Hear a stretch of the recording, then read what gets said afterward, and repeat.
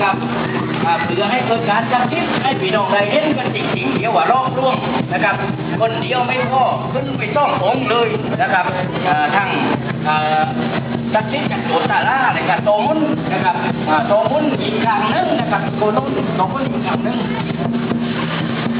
กำลังวิ่งไปข้างหน้านะครับวิ่งไปข้างหน้าองค์ไปยาว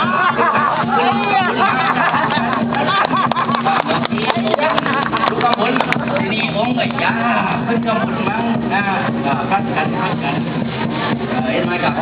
นี่คือความศักดิ์สิทธิ์นะครับข้อมูลศักดิ์สิทธิ์ไม่เชื่ออย่าหลงรู้นะครับหลงรักในคิดว่าเป็นการแสดงมาอย่างผลนะครับมันไม่ใช่นะครับอันนี้เป็นวิธีกรรมขององค์ศักดิ์สิทธิ์นะครับเพราะฉะนั้นต้องครับข้อกันไว้นะครับไม่เชื่ออย่าหลงรู้นะครับเพราะฉะนั้น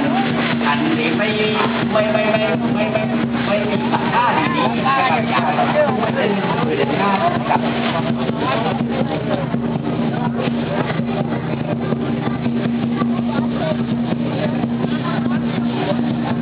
ทันได้เองนะครับ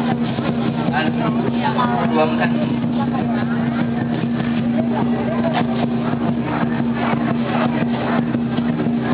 ก็สินแดงกองนะครับปรากฏว่ามีคนมายืนจ้องนะครับสินแดงกองสินแดงจากยุ่งต่างๆนะครับ